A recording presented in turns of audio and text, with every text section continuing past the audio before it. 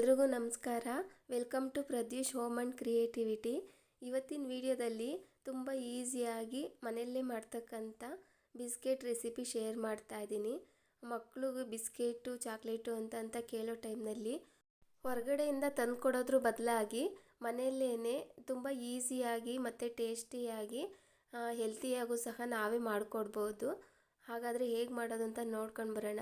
ಮೊದಲಿಗೆ ನಾನಿಲ್ಲಿ ಒಂದು ದೊಡ್ಡದು ಒಂದು ಕಪ್ನಷ್ಟು ಗೋಧಿ ಹಿಟ್ಟು ತೊಗೊಂಡಿದ್ದೀನಿ. ಗೋಧಿ ಹಿಟ್ಟು ಸೇರಿಸ್ಕೊಂಡು ಅದಕ್ಕೆ ನಾನಿಲ್ಲಿ ಒಂದು 1/4 ಕಪ್ನಷ್ಟು ಸೂಜಿ ರವನ್ನು ಸಹ ಸೇರಿಸ್ಕೊತಾ ಇದ್ದೀನಿ. ಚಿಕ್ಕದು ಬರುತ್ತಲ್ಲ ಅದನ್ನು ತೊಗೊಂಡಿದ್ದೀನಿ ನಾನಿಲ್ಲಿ. ಮತ್ತು ಹಾಗೇನೇ ಒಂದು ಅರ್ಧ ಕಪ್ನಷ್ಟು ಶುಗರ್ನು ಪೌಡರ್ ಮಾಡಿ ಸೇರಿಸ್ಕೊತಾ ಇದ್ದೀನಿ. ಪೌಡರ್ ಮಾಡೋವಾಗಲೇ ಒಂದು 4ರಿಂದ 5 ಏಲಕ್ಕಿನೂ ಸಹ ಸೇರಿಸ್ಕೊಂಡು ಪೌಡ್ರು ಮಾಡಿ ಸೇರಿಸ್ಕೊಂಡು ಅದನ್ನು ಒಂದು ಸಲ ಮಿಕ್ಸ್ ಮಾಡಿಕೊಂಡು ಅದಕ್ಕೆ ಒಂದು 3ರಿಂದ 4 ಸ್ಪೂನ್ನಷ್ಟು ತುಪ್ಪನೂ ಸಹ ಬಿಸಿ ಮಾಡಿ ಸೇರಿಸ್ಕೊತಾ ಇದ್ದೀನಿ.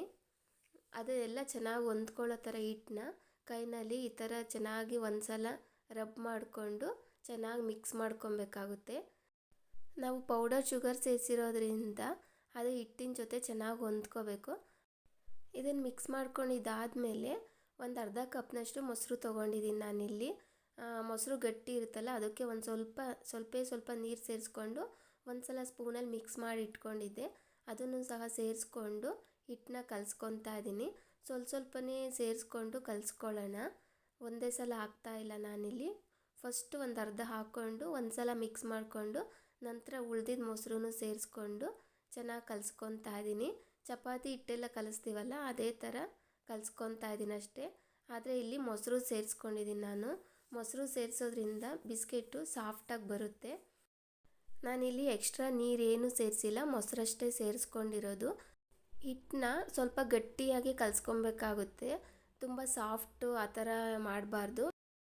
ನೋಡಿ ನಾನಿಲ್ಲಿ ಗಟ್ಟಿಯಾಗಿ ಕಲಿಸ್ಕೊಂಡು ಸ್ವಲ್ಪ ಒಂದು 5 ನಿಮಿಷ ಇದನ್ನು ಚೆನ್ನಾಗಿ ಈ ಥರ ನಾದ್ಕೊಳ್ಬೇಕು, ಚಪಾತಿ ಹಿಟ್ಟು ಥರ. ಇದಾದ ನಂತರ ಹಿಟ್ಟನ್ನ ಸ್ವಲ್ಪ ಸಿಲಿಂಡ್ರಿಕಲ್ ಶೇಪ್ನಲ್ಲಿ ಮಾಡಿಕೊಂಡು ಅದ್ರ ಮೇಲೆ ಸ್ವಲ್ಪ ಬಿಳಿ ಎಳ್ಳು ಬರುತ್ತಲ್ಲ, ಬಿಳಿ ಎಳ್ಳು ಮತ್ತು ಶುಗರ್ನ ಸ್ವಲ್ಪ ಈ ಥರ ಮೇಲೆ ಹಾಕ್ಕೊತಾ ಇದ್ದೀನಿ. ಎಳ್ಳು ಹಾಕೋದ್ರಿಂದ ತಿನ್ನೋವಾಗ ಟೇಸ್ಟ್ ಚೆನ್ನಾಗಿರುತ್ತೆ, ಅದಕ್ಕಷ್ಟೇ. ಬೇಕು ಅಂದರೆ ಸೇರಿಸ್ಕೊಬೋದು, ಇಲ್ಲ ಅಂದರೆ ಸ್ಕಿಪ್ ಮಾಡ್ಬೋದು. ಈ ಥರ ಎಲ್ಲ ಸೇರಿಸ್ಕೊಂಡು ಇದನ್ನು ಸ್ವಲ್ಪ ಈ ಥರ ಪ್ರೆಸ್ ಮಾಡಿಕೊಂಡ್ರೆ ಹಿಟ್ಟಿನ ಜೊತೆ ಎಳ್ಳೆಲ್ಲ ಚೆನ್ನಾಗಿ ಅಂಟ್ಕೊಳ್ಳುತ್ತೆ. ಇವಾಗ ಇದು ರೆಡಿ ಆಗಿದೆ. ಇದನ್ನು ಸ್ವಲ್ಪ ತುಂಬ ದೊಡ್ಡದಿದೆ, ಅದಕ್ಕೋಸ್ಕರ ನಾನಿಲ್ಲಿ 2 ಪೀಸಾಗಿ ಕಟ್ ಮಾಡ್ಕೊತಾ ಇದ್ದೀನಿ. ಸ್ವಲ್ಪ ಚಿಕ್ಕದು ಮಾಡಿಕೊಂಡ್ರೆ ಈಸಿಯಾಗಿ ಪೀಸ್ ಮಾಡ್ಕೊಬೋದು. ಇವಾಗ ನಾನು ಇದನ್ನು ಒಂದು ಪೀಸ್ ತಗೊಂಡು ಇನ್ನೊಂದು ಸಲ ಚಾಪಿಂಗ್ ಬೋರ್ಡ್ ಮೇಲೆ ಇಟ್ಕೊಂಡು ಇದನ್ನು ಸ್ವಲ್ಪ ರೋಲ್ ಮಾಡ್ಕೊತಾ ಇದ್ದೀನಿ. ಇನ್ನು ಸ್ವಲ್ಪ ಸಿಲಿಂಡ್ರಿಕಲ್ ಶೇಪ್ನಲ್ಲಿ ಲೆಂತಿಯಾಗಿ ಮಾಡಿಕೊಂಡು ನಮ್ಗೆ ಯಾವ ಸೈಜ್ ಬೇಕೋ ಆ ಸೈಜ್ನಲ್ಲಿ ಕಟ್ ಮಾಡ್ಕೊಬೋದು. ಮತ್ತು ಶೇಪು ಅಷ್ಟೇನೆ, ನಾನು ಸಿಲಿಂಡ್ರಿಕಲ್ ಶೇಪ್ನಲ್ಲಿ ಮಾಡಿರೋದ್ರಿಂದ ಈ ಥರ ಶೇಪ್ ಬರುತ್ತೆ ನೋಡಿ. ನಾನು ಇಷ್ಟು ಥಿಕ್ನೆಸ್ನಲ್ಲಿ ಈ ಶೇಪ್ನಲ್ಲಿ ಕಟ್ ಮಾಡ್ಕೊಂಡಿದ್ದೀನಿ. ತುಂಬ ತೆಳು ಮಾಡಿದ್ರೆ ತುಂಬ ಗಟ್ಟಿ ಆಗಿಬಿಡುತ್ತೆ ಬಿಸ್ಕೆಟು. ಇಷ್ಟು ಥಿಕ್ನೆಸ್ ಇದ್ದರೆ ಚೆನ್ನಾಗಿರುತ್ತೆ. ಇದೇ ಥರ ಎಲ್ಲನೂ ಸಹ ಕಟ್ ಮಾಡ್ಕೊಳ್ಳೋದಷ್ಟೇ. ತುಂಬ ಈಸಿಯಾಗಿ ಮಾಡ್ಕೊಬೋದು. ಹಿಟ್ಟು ತೆಳುವಾದರೆ ಈ ಥರ ನಾವು ಕಟ್ ಮಾಡೋದಕ್ಕೆ ಈಸಿಯಾಗಿ ಬರೋದಿಲ್ಲ. ಅದಕ್ಕೋಸ್ಕರ ಹಿಟ್ಟು ನಾವು ಕಲಸೋವಾಗಲೇ ಸ್ವಲ್ಪ ಗಟ್ಟಿಯಾಗಿರಬೇಕು.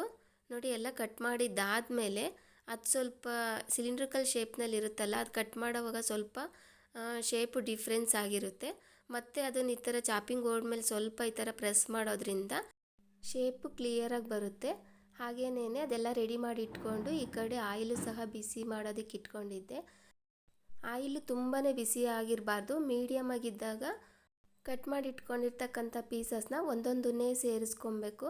ಮತ್ತು ಫ್ಲೇಮೂ ಸಹ ಸ್ವಲ್ಪ ಮೀಡಿಯಮ್ ಫ್ಲೇಮ್ನಲ್ಲಿ ಇರಬೇಕು. ತುಂಬ ಹೈ ಫ್ಲೇಮ್ನಲ್ಲಿ ಇಟ್ಬಿಟ್ರೆ ಒಂದೇ ಸಲ ರೋಸ್ಟ್ ಆಗಿರೋ ಥರ ಕಲರ್ ಚೇಂಜ್ ಆಗಿಬಿಡುತ್ತೆ, ಒಳಗಡೆ ಎಲ್ಲ ಫ್ರೈ ಆಗೋದಿಲ್ಲ. ಮೀಡಿಯಮ್ ಫ್ಲೇಮ್ನಲ್ಲಿ ಇಟ್ಕೊಂಡು ಈ ಥರ ಸ್ಪೂನ್ನಲ್ಲಿ ಒಂದೊಂದನ್ನೇ ಈ ಥರ ಟರ್ನ್ ಮಾಡ್ಕೊಬೇಕು ನಿಧಾನಕ್ಕೆ. 2 ಸೈಡು ನೋಡಿಕೊಂಡು ನಿಧಾನಕ್ಕೆ ಟರ್ನ್ ಮಾಡಿಕೊಂಡು ಫ್ರೈ ಮಾಡ್ಕೊಬೇಕಾಗುತ್ತೆ. ನೋಡಿ ಇವಾಗ 2 ಸೈಡು ನೀಟಾಗಿ ಫ್ರೈ ಆಗಿದೆ. ಈ ಥರ ಬ್ರೌನ್ ಕಲರ್ ಆಗಿದ್ದಾಗ ತೆಕ್ಕೊಂಡ್ರೆ ಸಾಕಾಗುತ್ತೆ. ಅದೇ ಥರ ನಾನಿಲ್ಲಿ ಎಲ್ಲನೂ ಸಹ ತೆಕ್ಕೊಂಡು ಒಂದು ಪ್ಲೇಟ್ಗೆ ಹಾಕ್ಕೊತಾ ಇದ್ದೀನಿ. ಹಾಗೆಯೇ ಉಳಿದಿದ್ದನ್ನು ಸಹ ಅದೇ ಥರ ಎಲ್ಲ ಫ್ರೈ ಮಾಡಿ ಇಟ್ಕೊಂಡಿದ್ದೀನಿ. ನೋಡಿ, ನೋಡೋದಕ್ಕೇ ಎಷ್ಟು ಚೆನ್ನಾಗಿ ಕಾಣ್ತಾ ಇದೆ. ಮನೆಯಲ್ಲೇ ಹೆಲ್ದಿಯಾಗಿ ಟೇಸ್ಟಿಯಾಗಿ ಈ ಥರ ಮಾಡಿ ಮಕ್ಕಳು ಕೊಡ್ಬೋದು, ತುಂಬ ಇಷ್ಟ ಆಗುತ್ತೆ. ನಿಮಗೂ ಈ ವಿಡಿಯೋ ಇಷ್ಟ ಆಯಿತು ಅಂದರೆ ನೀವು ಒಂದ್ಸಲ ಟ್ರೈ ಮಾಡಿ. ಹಾಗೆ ವಿಡಿಯೋಗೊಂದು ಲೈಕ್ ಮಾಡಿ, ಸಬ್ಸ್ಕ್ರೈಬ್ ಮಾಡಿ please. Thank you for watching.